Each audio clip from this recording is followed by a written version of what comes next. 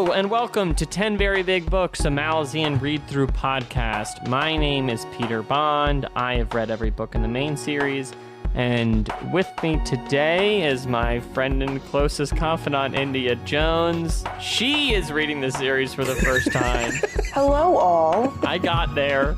You even wrote the intro out. But sometimes I don't look at the intro because I'm like, I'm gonna nail it. I don't need it, baby. Yep. Mm-hmm. I don't need a net.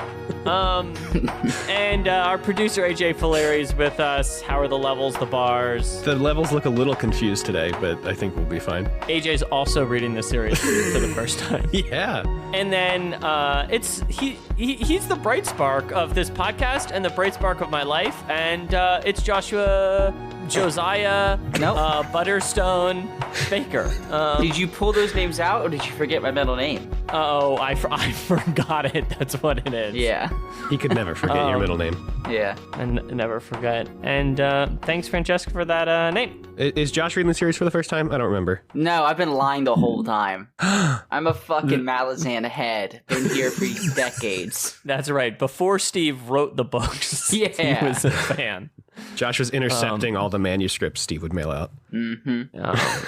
In fact, Josh actually incepted the idea of Malazan into Steve's head. Which is impressive because I wasn't alive. Yeah. It's been a long time since we've recorded a podcast. It's been a minute. I would say several minutes.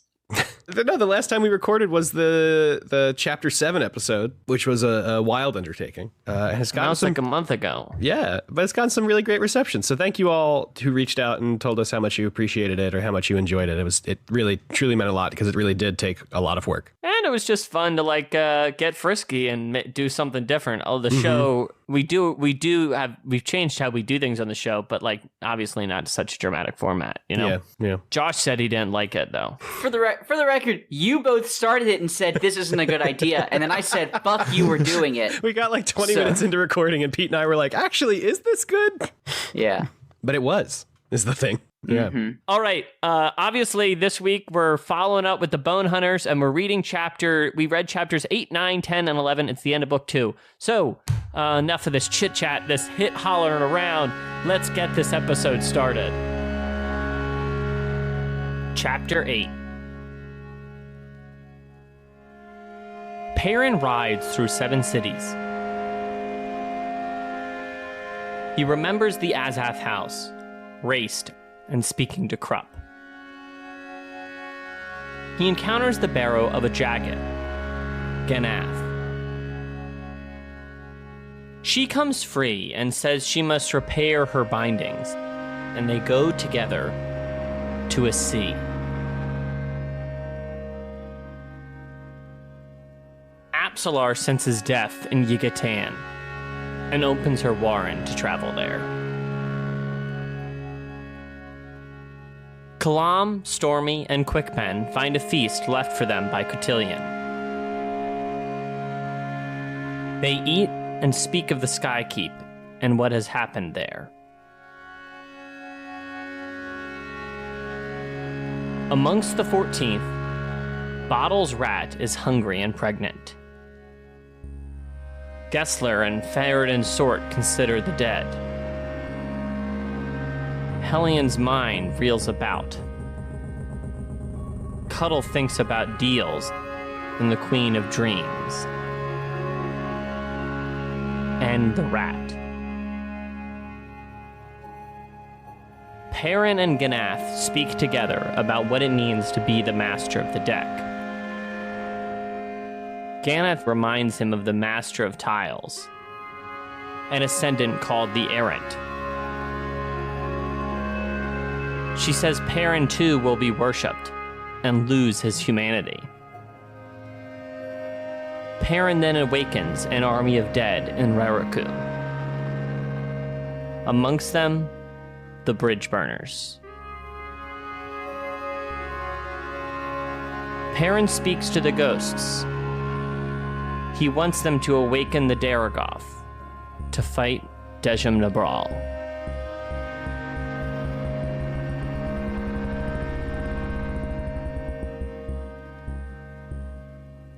So the chapter starts, and Perrin is thinking back to his time with Krupp and Raced in the Azath. We even get a little Krupp dialogue. Blessed. Do you think Krupp is a great tutor for him? Do you think he's like I suited think for the Krupp is a task at great hand? tutor. I think he toots great. Thank you. That was a fart joke. I mean, you know, I think he wiped his brow once or twice in this chapter, so that was probably some mind magic or something to be like, oh, you'll be fine. You'll understand all of this in a second. Is your thought that when Kruppa gets sweaty, he's just doing magic? That's canon. I think Krupp is just a sweaty dude. Yeah. That happened in Gardens of the Moon. When he's talking to fucking whoever he mind wipes, he wipes his brow, and the guy's like, "Don't do that. I know what that means. You're trying to fucking wipe my brain," and then he does it anyway. I don't remember this at all. Interesting. Krupp has pit stains. This is canonical. Oh, absolutely. Krupp, I'm not saying he's not sweaty as well. He is also sweaty, but no, I mean, I think probably it did something. I don't know. I imagine there's more exchanges that we haven't seen or don't see, where Krupp will just like show up and just eat a bunch of food or whatever. I think he's done something. Yeah. Mm-hmm. And we'll talk more about Ganath in a sec, but I wanted to jump to, we're going to the skies. And AJ, I want you to play the Kachange Jamal theme there. The Kachange Jamal. Okay. So Josh, we're in the Sky Keep, and, you know, we're done snooping around, and they find a nice little banquet left out for them. And they're like, oh, do you think the food's symbolic? Do you think it means something? And, you know, I wonder if you think they ultimately found the answers that they were sent to find. Do you think they really do you think they're going to report back and Tavor is going to be like 10 out of 10, great job. You did exactly what I wanted you to do. First off, I think if they came back and they were like, hey, we killed God, Tavor would still be like, could have been quicker.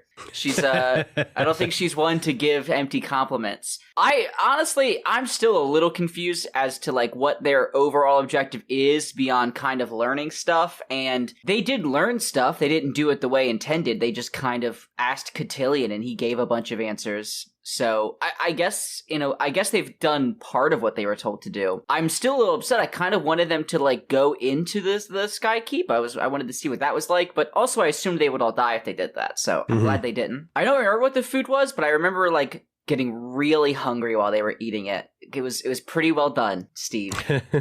Part of me wants to be like, oh, well, like, you know, I don't know. There's like interesting lore here, and there's like obviously reasons that. Oh, he dropped lots of exposition through the food. It was great. Well, not even the exposition, it's just like this whole sequence. But isn't part of it like, oh, well, these characters can't be here for Yigatan, so we need them to leave for like a few chapters? That's 100% accurate. That's definitely kind of what it felt like. Also, can I say real quick, when I think of the Sky Keeps, I just think of the Sky Castles from Mario, and they're also filled with lizard people like they're filled with Koopas in Mario.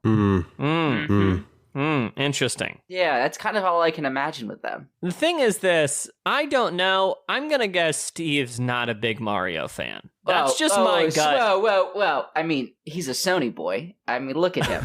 Of course. Right? You think this dude... Sony do what Nintendo don't. So... yeah. I look at Steve, and I think, one, this man fucks. Two, he hates Xbox. I do just want to say I really enjoyed Stormy just like slopping down this food. Yeah, Stormy's a good character. So, whilst they are in the skies, the 14th is recovering, and it's the first time we do it again in chapter 10, 9. But like, there's kind of a rolling sequence of shorter like touch-ins with different characters. So, you know, we see Bottle, we see Ferret and Sort, we see Hellion, we see Cut, you know, if you saw all these people. How are you feeling about the 14th? How do you think they're doing? And did one of the soldiers stand out to you? Who is this directed to? You, Anthony. All right. I mean, there wasn't anyone that stood out specifically beside, you know, Bottle is best boy. I love having the Yigatan the Rat stuff. Has bitten everybody in the 14th now as a sort of finishing of this blood ritual or whatever, you know, this rebirth and all that. Oh, getting Hellion's, like, in her head ramblings of like, I'm gonna, so good. I'm gonna kill Herb because he fucking knocked me out. Good. it's like Iscarl Pust adjacent, but she's not saying it out loud. It's just like that string of thought that just like keeps going, and then Herb says something, and she's like, "Huh? Oh no, it's fine." It's great. I'm not mad. No. He's like, "It looks like you want to kill me," and she's like, "No, what?" Crazy. So funny. Very good stuff. Very good stuff. It's a different 14th, which I think is the intention, than before Chapter 7. Like, they're all, I mean, obviously they all just went through this entire huge ordeal, so they're all very exhausted, but everyone is just kind of like chilling. Like, everyone's just kind of chilling out and stuff. There is that one part where Smiles does throw a knife again, which is still very good. But for the most part, they're all just kind of like recovering, I guess, which was interesting to see because like we've seen them in camp, like wanting to kill each other, and now they're just kind of in camp with each other. You know what I mean? It feels different to me. And then the part where Yucatan does wind up biting Bottle, and he's just like, "You bitch." It's After that whole thing about how they're connected and like how that's why he would fight him. I don't need to get bit. We're good. That was funny. I really like when I think Cuddle's there. I forget. It might have been later, but they're talking. They're like, yeah, I think everyone else just think the Malazans burned it down. Like, you met some deal. Like, why would they believe this story about fanatics and all this? And they're like kind of talking about what the idea of Yucatan will be and the culture, which I thought was just a really interesting conversation. Yeah. Did anyone else get a little worried when that rat was biting people, and then like the next part of the chapter is just like plague? It's here. Like I'm just like, ooh. I hope not. Maybe it's like maybe that's like a vaccination situation. Like it's only a little bit, just like a tiny bite, just a little bit of the plague. What, Pete? Did you not like the Vax joke? Does that make? No. I liked the Vax joke. So, India. That's my name. Perrin meets this Jaghut, and her name's Ganath, and they start speaking about what it means for him to be master of the deck. She talks about the master of the tiles and the errant, kind of losing his humanity and like becoming this like thing, you know? And then they speak to all these ghosts, and they awaken the bridge burners. So what did you make of all of this sequence, and what did you make of this idea that like Perrin is almost destined to become this figure of worship, and that he's going to become kind of this target of blood and become powerful and become ultimately like the errant? Well, I don't know. I didn't feel super anything about it. It's hard for me to get when they talk about those kinds of things. So to be honest, I didn't really pick up much of that at all.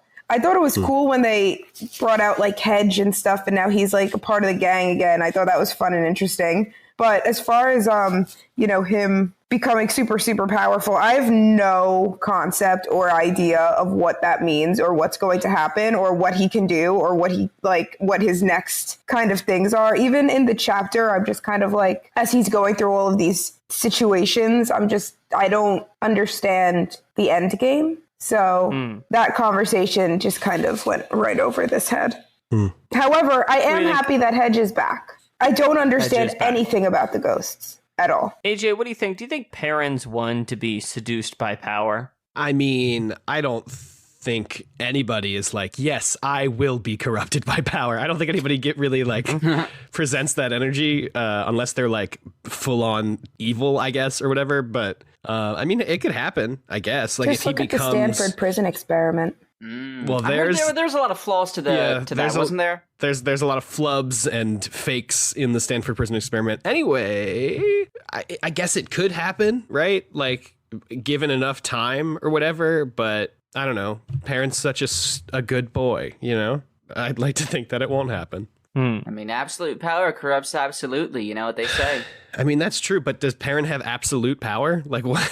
Master of the deck? Yeah, I guess Look what happened to the errant. Yeah. Yeah, I guess so. I mean, but like, what happened to the errant? They just kind of became indifferent, right? That's kind of their whole thing. Was it surprising to have the errant show up? Yeah, I didn't. Yeah. I did not see that coming. And more, last thing to kind of button on this, Josh, the bridge burners are back. The boys. Yep.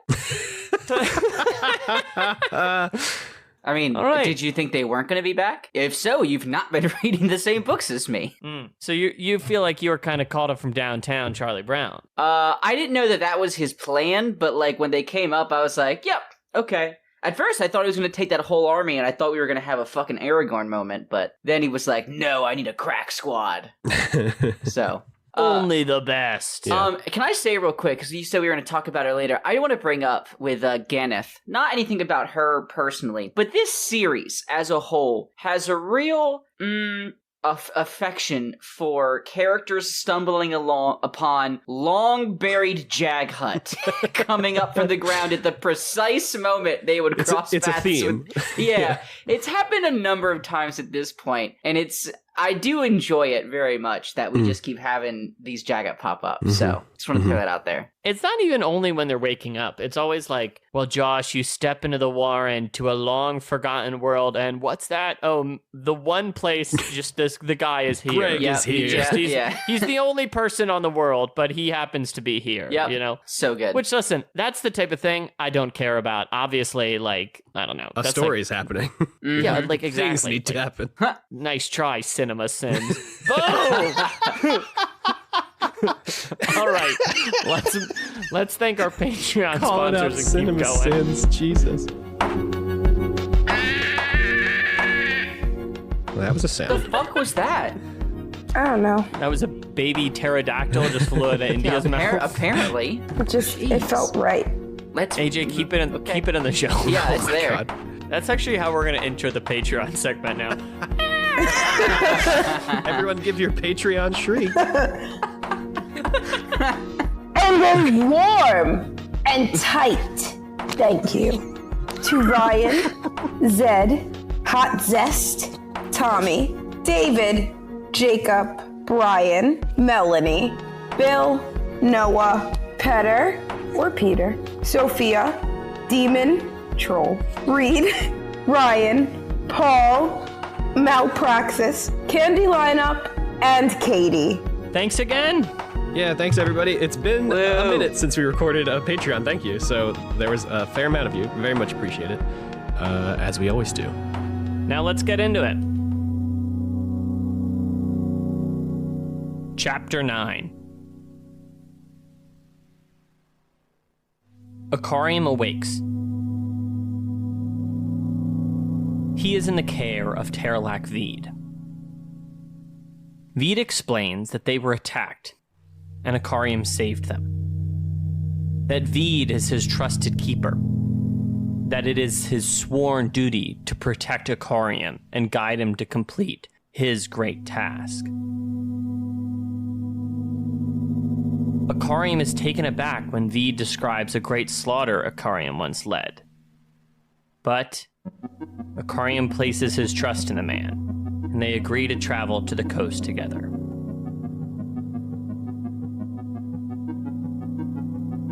Hiborik and the others enter the city that was the site of Akarium's slaughter. Here, Hiborik speaks to ghosts and feels the burdens of the gods on him. He speaks about the ghosts' need and not understanding them. Skalara says all the gods are the same god. Grey Frog watches the group and sees their troubles. Samar, Dev, and Karsa travel together, seeing a local tribe, and then the Bedarin the tribe hunts. To prove a point, Karsa kills one of the Bedarin, and Samar Dev watches. Dejim Nebral is recovering after the battle. 2 of its bodies were killed by the Trell. To help its recovery, it ambushes a slave trade caravan. Iskarl Pust dumps fish into the sea. Then he takes his mule and with haste enters his warren. Mogara is not far behind. Pust finds the caravan being ambushed by Dejim Nebral. After scattering the divers with sorcery, Pust follows the trail to where Mappo has fallen. The Trell is badly injured. Mogoro arrives and begins healing Mappo. Mogoro suspects they are here on Shadow Throne's behalf. Mogoro weaves spider webs all over the body to heal Mappo. Lostariel is awoken by Cotillion, who stands in the moonlight. Cotillion says he has brought her to an abandoned temple of Roshan to recover. He asks her then about Pearl and her feelings for him. Cotillion says soon she will have to choose between Pearl and everything he stands for, and the adjunct and the 14th. Cotillion then visits Mogora and Pust, and says that this healing of Mappo is indeed Shadowthrone's doing. Mogora veers into spiders and leaves.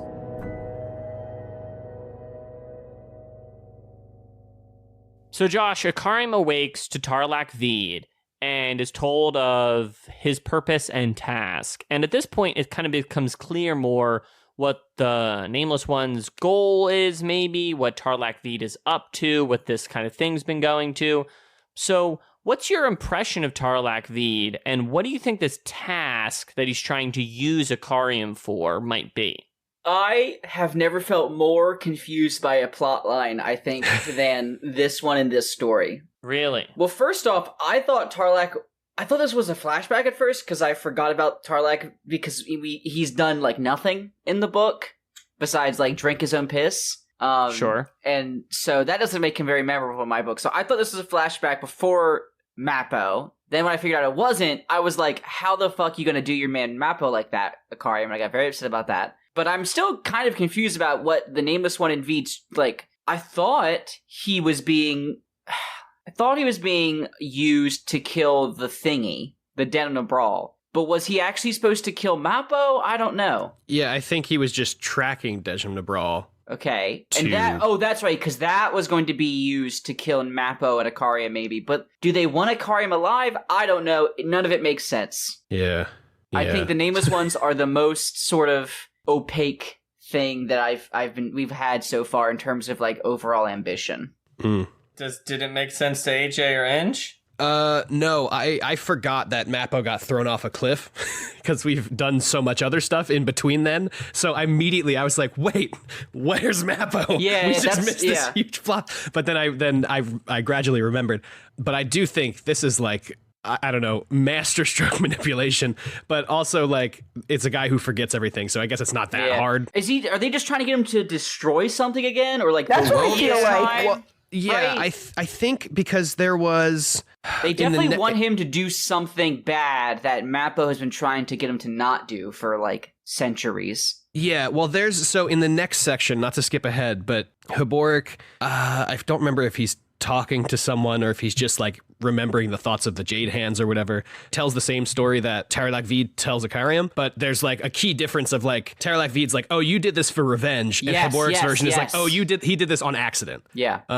Way different. I think Tarlak Veed's like MO is to get Ikarim to do this thing again. Yeah, for sure. So that's my read on the Tarlak stuff. Interesting. I guess I kind of viewed this scene as like, man, like I think it's a great scene, and I feel like it's great, so fun to read it from his point of view, Tarlak. I guess I thought this was going to be a really crystallizing scene for you guys to read, so I guess I was kind of surprised that Josh was a little confused about it, you know? Crystallizing in what way? I feel like we didn't really learn much. Crystallizing about life and its great meaning. Okay. So let's move on to talking about the city that actually you mentioned, AJ. The city where that it's like actually someone killed Ikarim's friend, so then like Ikarim destroyed the city. Like this is kind of the tale Haboric recounts, you know? Right. And I would say Haboric is having a bad time, you know, and he is really speaking about the burdens he's feeling of like all these ghosts he's hearing now, and all of these gods that are asking of him, you know. Yeah. But to whom do you think his faith is most devoted to, AJ? Like, do you think it's in this group of travelers, or do you think it's with these other powers? I think reasonable Haboric, or like not ghost possessed Haboric or whatever, wants to be loyal to the people he's with. But I think like weird Jade Hands vision Haboric is like, no, you need to do this higher power thing. You need to like, you know, whatever the time ghosts tell you to do, you should do that. So I think it's part of his like, you know, I guess insanity is like him fighting these urges, I guess, for lack of a better phrase. I don't know. It just seems like the ghosts and stuff of the desert are like trying to guide him in a direction and tell him to do stuff. And he's like not fully sure if he wants to do it. Like there's a part he says he's drowning just with like all of the things that he can sense and feel because he has all the Treach like heightened senses and stuff, but also he can see time or whatever the fuck. So like he's kind of just like there's too much happening. So I feel very bad for our boy. I agree. It feels really bad when you read it, and it's like clearly he is just. It's almost just like sensory overload. Yeah. Do you know what I mean? It's just all like times. Yeah. Yeah, and obviously there's just also this element of like it's about faith and it's about like what identity you have and what responsibilities lie where, you know? Yeah. How much of yourself do you give to your faith and all that? And do we know where they're going? They're going to the Ototero Island, where the prison was that they were kept in the second book. They're going to the Jade Hand, is where they're trying to get to. I see. I didn't realize that the Ototero Island was where Skull Cup was. Yep. Got it. Cool. Okay. Neat. So there's this scene where Karsa hunts and kills this Bedouin, Samar Dev. They kind of talk then about this tribe that's kind of untouched, and they kind of, I guess it's kind of a conversation about tribes in a way, and I think it's kind of a proxy in some way about Karsa, and then he kills this Bedouin. What did you make of seeing these two? I haven't seen them in a bit. It's very much one of those scenes where like Karsa's just like, I'm strong, fuck you. Yeah. And then that's all that happens. and then Samar Dev is like, oh, okay, yeah, I guess he is strong, fuck me. And it's like, okay, well, cool, I guess. Yeah. Yeah. Iskarlpus comes to save the caravan, and because Dejim Nabral attacks this caravan, and then after he like saves Mapotrel, or really Mogara does, right? Yeah. And India, later it's kind of confirmed that like Shadow Throne sent him to save Mapotrel, and why do you think Shadow Throne sent his high priest onto this task? You know, that's a very good question, Peter. That's a really good question. And well, here's one. Would you trust to send Iskarlpus to do important tasks for you? Honestly, maybe. I hate his character, but you know, they seem to get results. So yeah. In this scene, I was just like, oh man, the Dejim Nabral like destroyed Mappa Nakari. I'm like, I don't know what he's gonna do. And then he just doesn't even like really explain what it looks like. He just vaporizes them all, which is just absolutely insane. I'm just saying, Iskarlpus gets results. Yes. You know, you can't say he doesn't deliver the goods. Yeah. I didn't understand how powerful this dude was. Yeah. I like this scene for me was adjacent to the one at the end of Midnight Tides where we get the view of the Soul Taken wolf or whatever, who's like, this is going to be our world. And then immediately gets destroyed. Like, because we get inside the Dejim Nabral's head and he's like, I could make 2 more of myself, but maybe I'll conserve it for now. Oh, look, I'm going to go kill this fucker. And then Iskarlpus is like, boo. It's very good. Very good stuff. Also, just shout out to Mogora, literally one of my favorite characters, and her bursting into spiders is just like a top 10 awesome thing. Really good. I wish when I left rooms, I could just burst into spiders and disappear, you know? Yeah. Do you think her clothes burst into spiders? I know this isn't like, this is Cinnamon's Sin's shit, but like, how does the clothes get around? Do you know what I mean? Yeah, I think it all just turns into spiders. Mm-hmm. Yeah, I think so too. I also like how she moves the moon. Yeah. I just, the spider web thing is so cool too. Ugh. It's all really good. We'll talk about it later. There's more in the next chapter. But the final chapter in this scene, India, Lestara Yil is like kind of rescued. She's brought to this temple, and Cotillion tells her soon she's going to have to make this choice between like Pearl and the Empire and what it stands for, and the Adjunct and the 14th.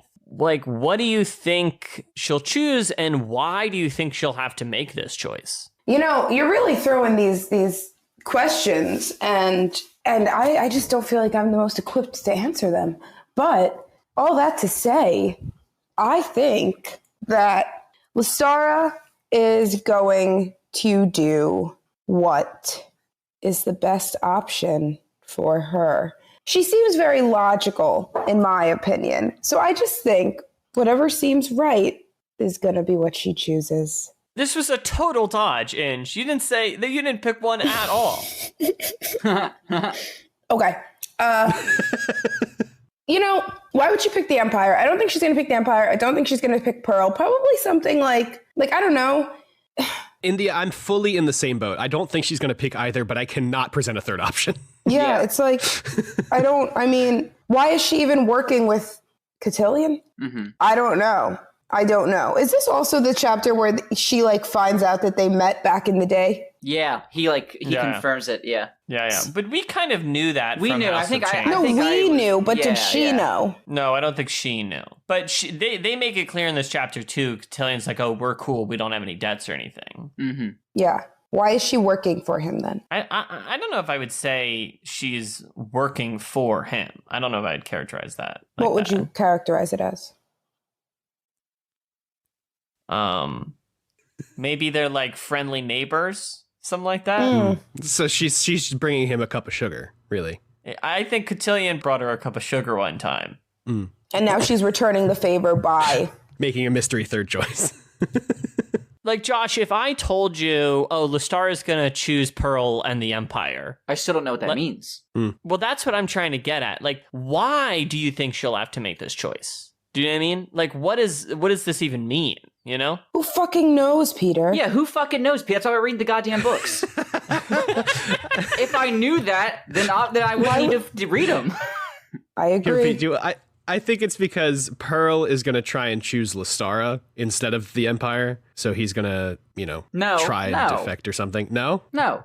The choice is going to be, they're going to have to, it's going to be some bullshit, because if it's the Empire versus choosing with Tavor, that means there's got to be some kind of conflict between them. That conflict doesn't necessarily mean that they're armed insurrection or something, but it's got to be something between those two sides. Honestly, my question seemed better on paper. I thought it was going to be a good question, didn't turn out to be a winner. Yeah. Yeah. But you can't win them all. Yeah. You know. You miss 100% of the shots you don't take. that put it on a plaque, baby. All right, let's keep things rolling. Chapter 10. At the scorched ruins of Yucatan, Quickben, Kalam, and Stormy return. They speculate about what has happened, and they sense something. Apsalar sees them approaching. Colonel and Tellerist are nervous about Quickben. They speak together.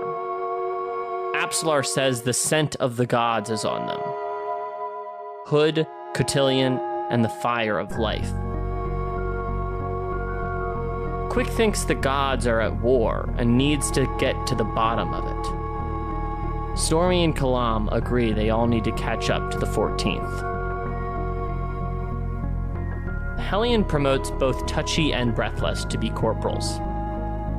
Gessler looks back and thinks again of Truth. Bottle argues with Smiles about keeping the rat Yucatan. She has a litter now. Korak is picking out bones. Fiddler and Gessler reunite with Quick and the others. They all head towards the 14th. Fiddler wants Quickben and Bottle to meet. Perrin speaks with Hedge and Ganath. They stand astride a long-forgotten world. Ganath says this predates the Holds, that this is a dangerous realm where Perrin's sword would become mundane. Perrin calls the Tregale Trade Guild to try to cross the realm. Hedge speaks to Perrin about the bridge burners, ascending and being finished with ore. After Perrin speaks about ascendance and will. Together they cross a bridge, losing many soldiers, but coming to the wreckage of a carriage. The path has been cleared by the Hounds of Shadows that were once imprisoned in Dragnapur.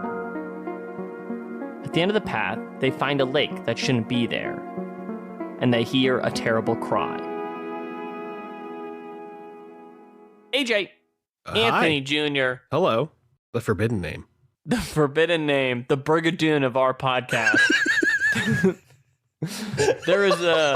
There is a reunion here at Yucatan as Quickben, Kalam, and Stormy return and piece together what has happened. They meet Apsalar, And together they speak of gods and the 14th. What do you think it means that these three, like, what do you think it's going to, like, we talked about it earlier, but what do you think it's going to mean that these three did not fight in the battle like the rest of the 14th? What do I think it'll mean for who? For these characters. Honestly, not much. Like, I think they'll be bummed about it, but I don't think it's going to be like, I think more it'll be people, well, I don't know. I was going to say it's going to be more people being upset at them than them being upset that they weren't there, but I think maybe that malice might turn the three of them to be like, why were we sent to this warren when we knew that this thing was happening? Yeah. Like, was this a deception? Like, I'm curious to, did they put together the fanatic stuff or no? It was just like they found the oil and then were like, yeah, that burned the city down. My memory's shaky, but I believe they did put together that it was not, that this was like kind of a terrible conflagration in that way, you know? Yeah, there's some residue. I don't know. Yeah, it's just, I don't know. I think it's not going to be like a huge thing, but it's going to have effects that I just can't think of right now, I guess. Yeah. Sure. Because like these three characters aren't super like, I mean, from what we've seen at least, they're not super like introspective, like, oh my gosh, these things that I did, like what are their effects on other people? Like, you know what I mean? Like, it's kind of just like they go and do shit and it's like, wow, this is a wild thing that just happened. Anyway, next thing. Yeah. So it'll be curious to see if we get some of this like introspection from these characters. I mean, the most we've seen is Kalam, I think, but even that stuff, like, wasn't super substantive in terms of like self-reflection and stuff. Yeah, I don't know if I would characterize them that way, but I mean, I do think they're less in their heads than other characters who are definitely like really in their heads, you know? Yeah, I guess maybe that's what it is. Just like compared to other characters in this book or in this series, it's like these three I wouldn't put up as like super deep, you know, not in that way, I guess. Well, who they meet is Apsalar, you know, Apsalara, you know. Not Apsalar.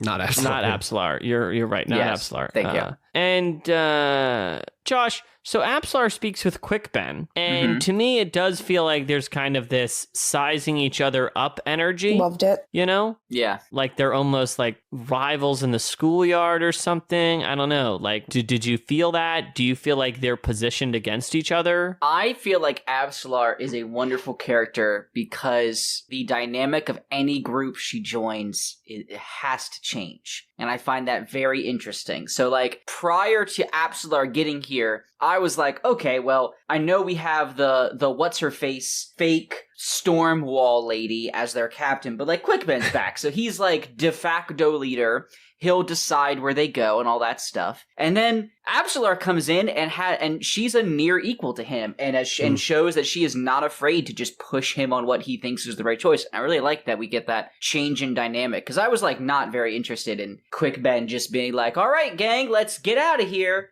And they just magically get back to the 14th. I think it's going to be more interesting now with her in there. So I like that. I think it's cool. I fully agree. I think that's a really sharp thing you said about Apsalar, you know? And I love that she like immediately calls him on being like associated with Hood, and that causes an immediate rift between him and Kalam, which goes to show like we see so many pairs in this series that are like really, really buddy, and it's easy to think that everyone's like not like you would like in my mind they weren't hiding anything from each other. I always assumed those two are on the level, but like apparently not. You know, we've got a whole side thing with Hood going on that Quickben's hiding from everyone. So that the tension she lends is so good. I just love when she's just one of my favorite characters in the book. Love when she shows up, you know? Yeah, she has a really great, when she calls Quickben out on being like having talked to Hood recently, she also references Kalam's relationship with Cotillion and Stormy's relationship with that Talani Mass and the fire of life. And she says, thus fire, shadow, and death drawn together, even as the forces and gods of such forces find alignment against a single foe. Which I just thought was interesting. Yeah.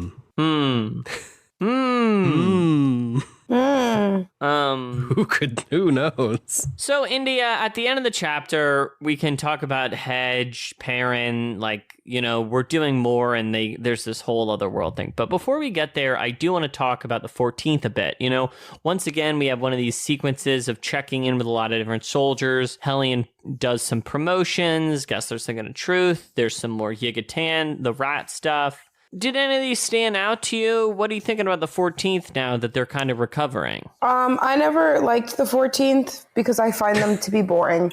And Hellion makes it a little better because she's funny at least. But honestly, it's really, the chapter itself actually wasn't that bad. I think, how do I feel about the 14th? I don't really have any feelings about them, but it seems, I don't even know where they're going. And I guess the only thing that really stood out to me would be nothing. What happened other than, where are they going? Also, are we scared that they're going to all get the plague thing and die? It's certainly on the table. I gotta tell you, maybe it's trite or whatever. Reading about the plague, not fun. I'm not enjoying reading about the plague. Yeah. Yeah. Like, I know that's like just because of, it's like not a criticism of the book. It's just like, I don't find it fun to read about a fantasy plague nowadays. Do you mean? That's like when I open up the book and it's time to read about fantasy plague. I'm actually having a bad time, So, I that like it's just kind of an unfortunate timing that this is just an element of the Bonehunters, But I just wanted to note that I'm not enjoying that. That's where Peter's at in my personal sense. It has been noted, but that's just a terrible coincidence. So yeah, Yucatan has babies, so that's something. Whole litter, a whole litter, yeah. Every time Gessler is in the book now, I get sad. Why? Because he sings about truth. Every single time, it's like, man, truth's dead. That sucks. Yeah. Like, man, that sucks. I just am really, the pandemic sucks, Oh, that's what you were getting at. The pandemic sucks, guys. Wait, Josh, did you not? No, I didn't understand. I I'm was just saying, like, we haven't talked about it much on the show. I'm just getting on the record. We barely ever talk about it, Yeah. But pandemic sucks. Yeah. I hate it, and it's been terrible. It continues to be terrible, and I don't like it. I don't like it very much. Yeah. And it's fair. This is not even cathartic because it's not going to end. There's no ending. It's just going on, and it's still terrible in so many places. It just fucking sucks. I hate it, and I wish there was a release from this fucking hell time, Yeah. Fucking Christ. We're all just having a bit of a moment now. Yeah. Brief intermission. Mm-hmm. The whole music. Back to Absalar and the crew. Yucatan, the babies. Let's talk about Perrin, Hedge, Ganath. We finally get to the cover of the book of the edition of Bonehunters I read.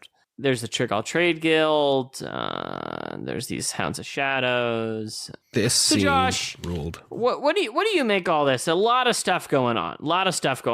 Hedge speaks like on behalf of the Bridge Burners now. Like they enter this new realm, the Forgotten Realm.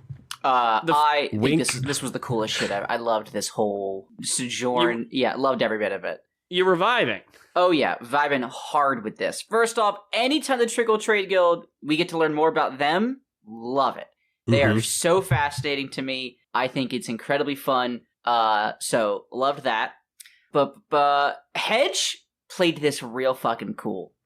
For like, there's not very many stakes for Hedge. They can't get killed again, But I love that Hedge just like kind of doesn't. He's just like, I'll be there, See you across the deadly bridge. Bye. Thought that's cool. The whole like weird creatures, which I was very curious when the creatures were attacking. I was like, is this a creature we know about? Like, should I recognize what these are? But I couldn't figure that out. I don't know if you guys did or not, but I didn't recognize them. I don't think so. Yeah, okay, good. That actually feel better. But the fights were brutal. I was kind of worried, honestly, that Perrin might like get got where he was like, I'll just stay on the horse. And I was like, why? There's a carriage. Why would you stay on the horse? So, but I thought it was really cool. I feel bad for the fucking shareholders. There's some capitalism allegories to be made here, I'm sure.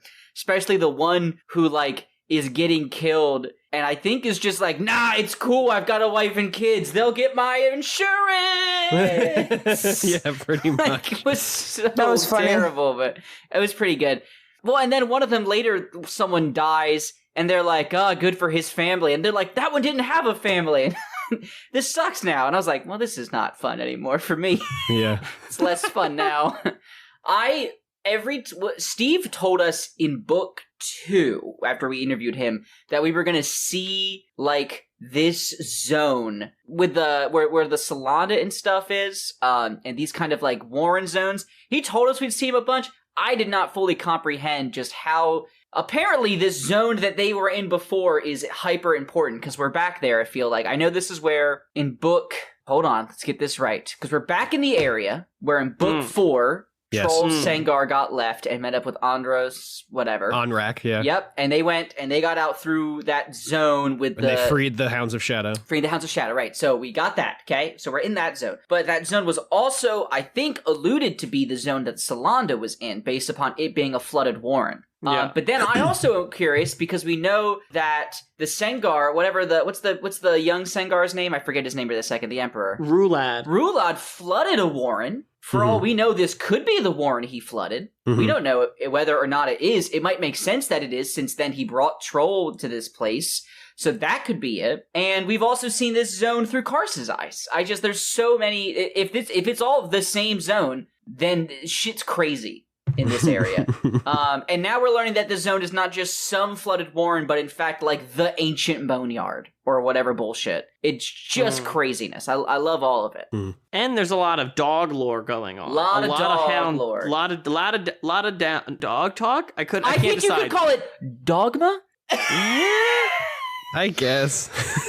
I think Josh, I'm gonna use the veto on that one. I think that's fair. I said it and I was like, that's not what dogma means. Damn it. No. I know we've done Who Let the Dogs Out before, but there's just a lot of dog talk in this book. There is in these chapters. In this section, yeah.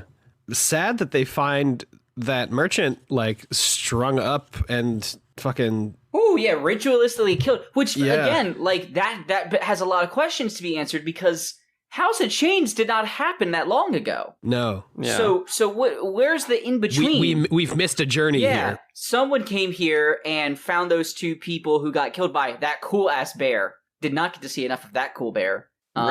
Where'd he get sent again? He got sent to the Shadow Zone. Yeah. Shadow Realm. Damn it! I got my Yu-Gi-Oh reference wrong. Yeah, you fucking idiot. Fucking Christ! You call yourself a gamer. All right, I'm like totally out of it over here. Should we move to chapter 11? Yeah, we're really just kind of like throwing, it's just kind of going at this point. No, I mean, yeah, this part of the chapter was just like, wow, all this cool shit happened. Yeah, I think it's tough because like these chapters like did not like a lot of it was just cool dialogue. You know what I mean? There was much less, and like there were fewer scenes compared to like a chapter 7. Yeah. Totally. So let's move on. Agreement and strong. So let's move on then. Yeah. Chapter 11. Haborg travels together with Cutter. They speak of the throne of war, jade statues, and those who worship gods. Cutter speaks with Scalara about people and their value. She says people just suck the land dry, that the promise of something better beyond death is brilliant. Cutter thinks this idea means absolution. Mapotrel is stirring, but his body is marked by spider webs. He first awakens in a dream, in the shattered land of Jaghut, only a few years after the fall of the crippled god. He speaks with a queen who will be driven from her land. She says that Mappo has been replaced by Terralak Theed, who wishes to use Akarium for the needs of the Nameless Ones. She thinks she knows what Shadow Throne's plan is. Then Mappo awakens to Ascaropust and Mogara. Perrin narrowly escapes a monstrous bear. He makes a card and sends the beast into it. The others with Perrin look down on 5 massive black statues. Hedge says the other 2 were killed by Karsa. Perrin speaks then with Ganath about Decembaclus, the Daragath, and the Hounds of Shadows. Perrin then finds a small temple near the statues where a few surviving Trigal Trade Guild members are. They think the Daregath will be close, and Hedge starts to plan to blow the statues up. Perrin, however, starts to wonder if when the Daregath are released, whether they would chase after their Hounds of Shadow counterparts. So he uses a card to communicate with Shadowthrone about the idea. After a lengthy consideration of the idea, Shadowthrone declares it to be pure genius and sends the Hounds to 7 cities. As they plan to destroy the statues, one of the Daregoth appear. Ganath leads them onto a glacier into a new realm. However, the carriage slides out of control and wrecks. Some shareholders are dead, and they have a few undead tag-alongs, but they decide to make camp. Hedge emerges from hiding, happy his plan worked. Skalara thinks on her past and how she ended up in Vidithal's cult. She thinks the crippled god will find many followers if left to himself. Nearby, Habor considers what it means to be Destriant, and the purveyor of a god's justice. As they reach an old hut, suddenly chaos erupts and they are ambushed by Talani Mass. A confusing, bloody skirmish, and Cutter is reaching into nothingness. India, what do you think? They're having this conversation, Cutter, Skalara, they're talking about whether humans are good, and then they talk about life after death and whether it means absolution or whatever. What do you think? You a big life after death lady? No, in fact, I'm not. And, they just all seem really like they're not feeling it in the Skalara, Cutter, Felison, and Haboric. They're all just kind of like pissed, it seems. Nobody's really vibing at all. Yeah. I think they could use some orange slices or just like a nice nap. Just a break, yeah. Yeah, exactly. Like, Scar's pissed off and pregnant. Nobody understands. Yeah. Felison's just Free will doesn't exist. Yeah, it's a mess for them. So I don't but also no life after death. Aj, what do you think? About life after death? I love these scenes. What did you think of these scenes? I know we earlier on debated about how much we liked these. Group of. I like this group. I like the journey that they're going on. I'm just I don't know. This scene is kind of just like Skalara, I don't know, I guess telling me things I already know. Which are there is no way to truly have free will with all these hierarchies and stuff set up. And if you don't have, the power, then you don't really have choice and et cetera, et cetera. And it's well, yeah, that tracks. Yeah. But I mean, I thought it was, it's good. The crippled god comes up here, which was I've heard of him, which was fun in reference to Vidithal, right? Yeah, it was the crippled god's idea. Yeah, they talk about it later on, which is an interesting little. That was before they get attacked. There's a whole conversation, and there's been a fair amount of Vidithal talk in this book. Mm-hmm. Yeah, I mean, I think it's kind of unavoidable, right? A lot of this stuff, a lot of the reasons that these characters are together are because of kind of what happened with Vidithal in Shaik's camp, right? Yeah. And Skalara is given such a short introduction. She's barely a character in House of Chains. So I think it's kind of nice to get into understanding more about that character's life. Yeah, absolutely. AJ, so you mentioned earlier, you asked me, you were like, oh, have I heard Ardata before? Is this a new name? But then we go and, Mappo in this spiderweb thing wakes up in Jakuruku. Speaks to this person. There's this thing. What'd you make of this dreamlike conversation? Honestly, my notes for this section, this convo actually kind of went over my head. Really? Yeah, but yeah, I did ask you about Ardata in the in-betweens in one of our little breaks. So, I mean, if you want to explain this section to me, go for it. Josh, did it land for you? I really liked it, yeah. I don't know who some of these people are, but again, we're seeing that the gods are having no issue using these people, and they all have different schemes. I guess because we don't know, we just know it's a queen who he's talking with, right? And we don't know who. And I would hope it's not the Queen of Dreams, since I currently don't like her since she went with fucking Leomin. But I mean, he was dreaming and talking to a queen, so hard to tell. I do want to I want to real quick talk about the Megora healing shit. Did we talk about that? No. We alluded to it. Kinda, It is what? There are just so many characters in this world that are great, and Megora is not one of them until she's like, let me just real quick piss on you and make the moon heal you. Also, here's some spider webs. I forgot about this. Yeah, that is some power of womanhood magic shit, and I was here for it, especially since we have a scene later, I think, where Shadowthorn's like, she moved the goddamn moon! I don't get how she did it, and I just think it's really funny. It's really good, and to touch back on this scene with Mappo, I almost don't know what to make of it in a way, because it's a scene I loved reading, and I really, really enjoyed, but I am aware that I absolutely did not understand it the first time through, and it's in these exact types of scenes that often left me feeling frustrated, or I didn't know why why are we doing this right now? Do you mean, it's not what I wanted out of the story? But now, obviously, I really enjoyed reading it, So what's that balance out to? What does that mean? I don't know, but I enjoyed reading it this time, so. Nice. That's just a little fact about me, I guess. Yeah, it was cool. Well, I'll let you know how I feel about this scene in 3 years then, when I read it again. Yeah. When you reread Bonehunters, get back to me. Yeah. All right, so this whole scene continues in this foreign realm. The statues are there. They talk more.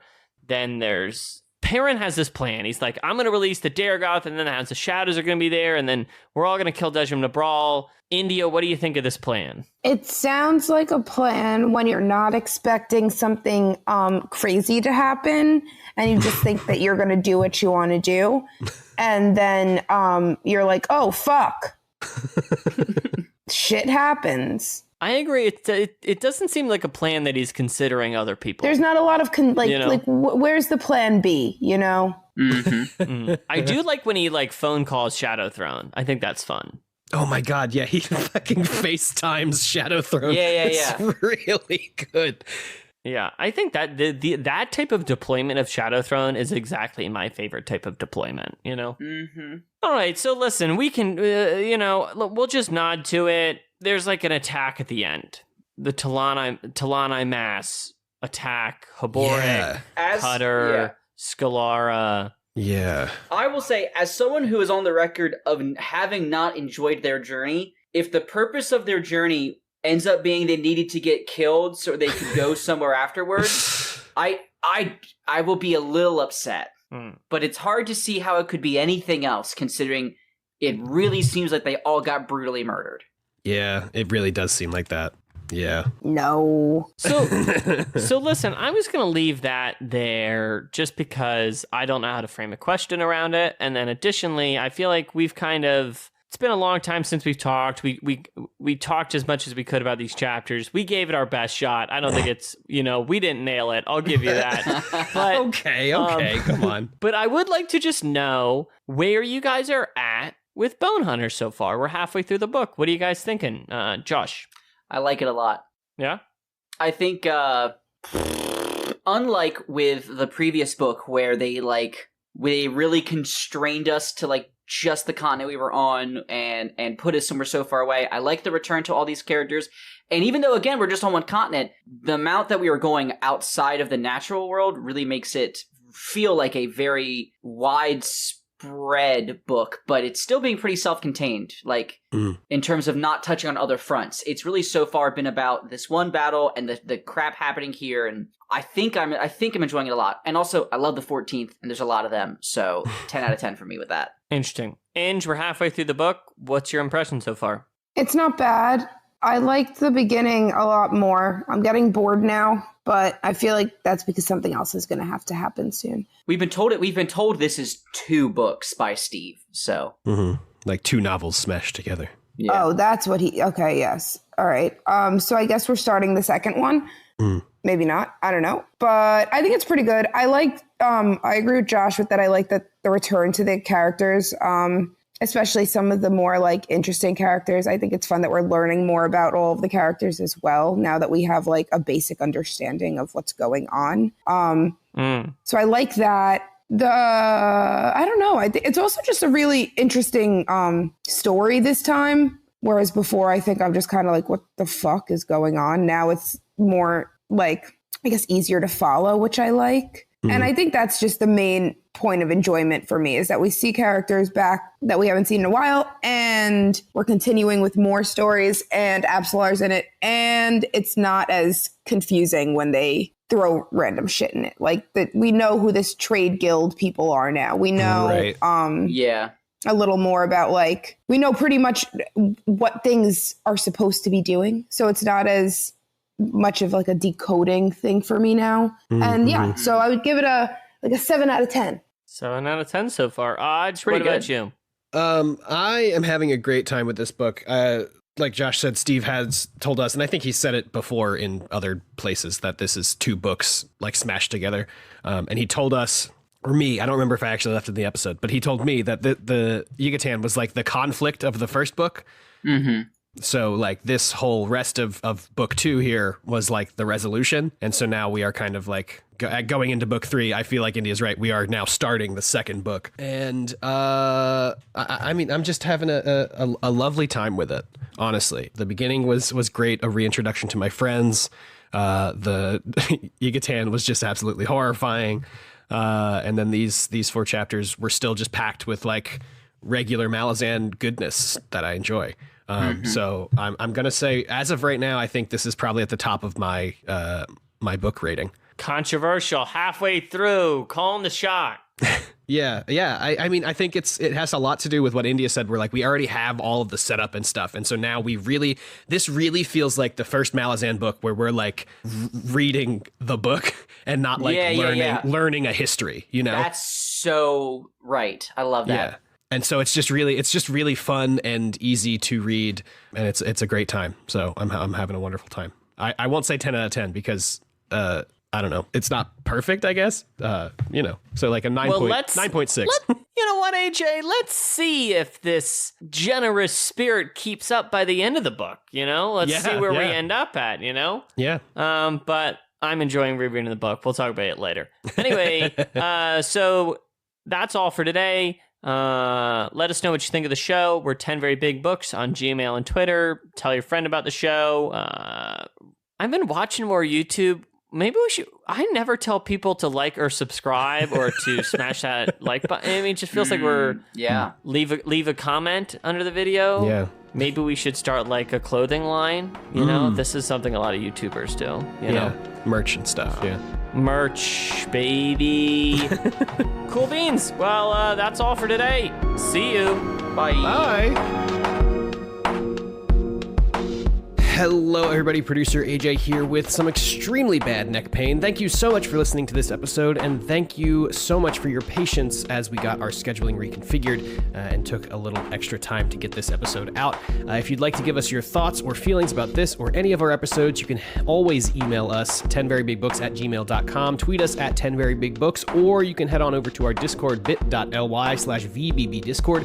That's capital V, capital B, capital B, capital D Discord. That link will also be in the show notes. Of course, thank you to all of our wonderful patrons over on Patreon. If you'd like to pledge to our Patreon, you can head on over to patreon.com/10verybigbooks. Link is also in the show notes. There was a lot of P's in that sentence. And as always, thank you so very much to Dan Gesrick for making our spectacular cover art. You can follow him on Twitter at @A_W_Dan G for some long missed Philadelphia Flyers tweets. And of course, the wonderful music in today's episode is by the one and only Amaranthin from their album Simulant Rain, which you can find along with their other music on bandcamp.com. Links to their pages will be in the show notes, and 10 Very Big Books will be back in 2 weeks on June 18th, where we will be discussing the Bonehunters chapters 12 and 13.